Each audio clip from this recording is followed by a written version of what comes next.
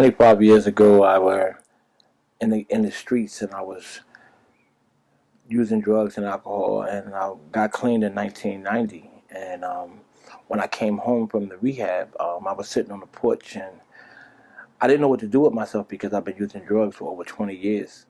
One day, the kids came and asked me would I be an official quarterback. That'd be someone that throw the ball for both sides.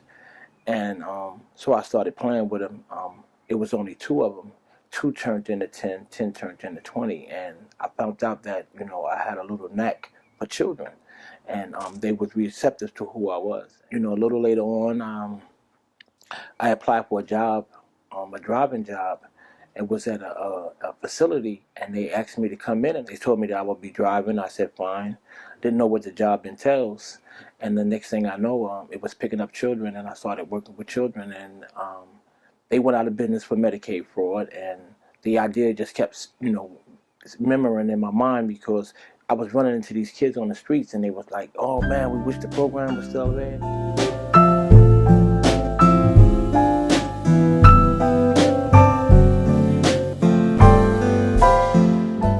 Here in New Jersey Safenet, and I'm here with Vernita Taylor. So tell me, what do you do here? I'm the director here at New Jersey Safenet, and I've been here for over a year. Wow. And what can you tell me about this experience? How does it make you feel to be the director? What kind of experiences have you had here? Well, when I actually started here, I started as an intern. And based on my background, I got promoted to being a director here. And since being here, I've watched several kids just grow and mature. Like, they come from various backgrounds with issues and stuff like that. So there are several things that I don't allow them to do, which is just be disrespectful. There's no slang spoken here, no baggy pants. Oh, you're strict. Yes, respect all the way, on all ends. I don't allow the mentors to disrespect the members, and vice versa. How old are the kids, basically, that come here? Oh, they range from age 7 to 17. Yeah, so we have a couple of kids that actually are graduating. We also have a teen program, and based on the team, within the teen program, they do resume writing, learn how to search for jobs, and we also take them on college tours. I see a lot of artwork on the walls too. Do you inspire them to do that, to express themselves artistically? Oh, sure. I like for them. They draw me pictures all the time. I see that. I just love that. The cute little captions like, oh, I love being here. And whenever I have a problem, I'm going to come straight to you. So that makes me feel really good. And they're comfortable here. They come and they share their darkest secrets with me, and knowing that it's not going to go anywhere. Some years ago, my mother had got a pocketbook snatched. And I kept saying, I'm going to start a transportation business for women to get their checks home safely. And I started the transportation business, and it started to move. And the next thing I know, we started a boxing program with another young gentleman by the name of Ali Muslim, and he asked me to help him, and I was reaching out, helping him. And then all of a sudden, in front of my office where the transportation company were, these kids would meet 20, 30 of them a day. And I used to take the vehicles that I was doing the transportation with and take them to the place where we taught them boxing. Sam Evans, I'm one of the trainers at Quick City Boxing Club. We got Taekwon Boyd in the ring right now. He's a pro. He's 1-0 with 1 knockout. We also train kids too. Right now he's just doing a little shadow boxing. Great. Thanks.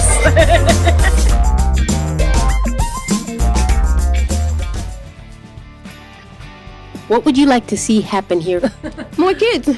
More kids, yeah. Okay, more kids. We need more kids here. Come on.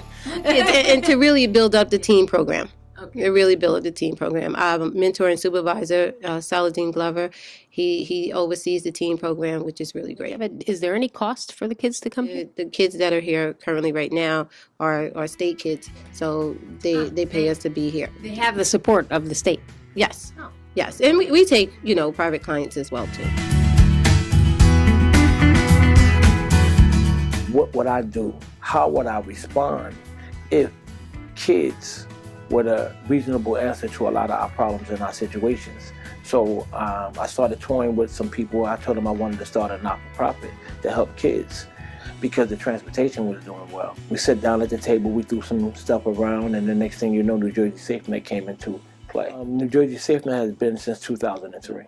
We have mentors, we have people in place. We also have therapists that comes in that volunteers that just to make them feel more so at home. And I always say we are service providers because we don't program anyone. We take the needs of the kid or the child and we revert it back to them and let them be the resource of their own developments. Giving them an opportunity to see their mistakes opposed of us being adults making them accountable for their mistakes. Do you have a story of maybe one special kid that you dealt with?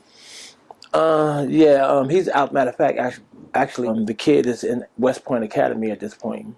He did everything he could not to come to New Jersey Safenet because he had already had his agenda on what he wanted to do in his life. And he was an athlete, and he was a model student. And he came to the program, and he rebelled a little bit. And so I kept watching him. So I walked up to him and I said, "Hey, what is it that you like, that you want to do, that I can make happen for you?" He said, "I like boxing."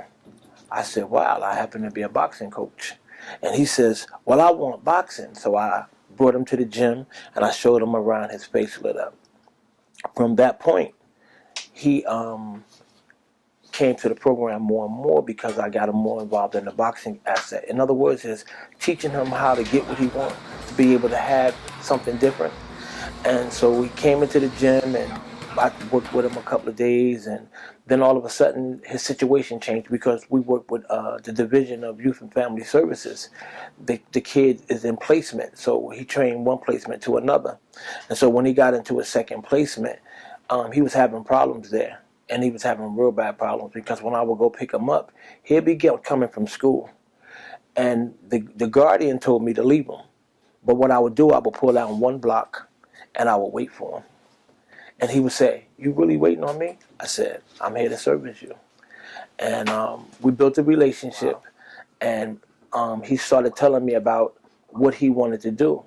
And he wanted to be, part of the military. So he enrolled in West Point Academy. This is his second year in West Point Academy. And how can the community help you? What kind of help could you use? Volunteer help. Some people who understand that the project that we're up against, it has nothing to do with us as adults. It has everything to do with the children. It's a piece of me that was missing because my father never ever was there. And that part that wanted my father to be there, even though he lived with us physically, he wasn't there. And that piece that when children just want to be heard or seen and want to have that relation with a family member, and the family member is too busy, quote unquote. I got to go to college, I got to go to work, I got to do this, but they don't have the time to sit down and listen to the child. So what we want to say to the community is we can use monetary assets to bring more of a light onto New Jersey Safenet, to let the kids in the community know that we are here to service children.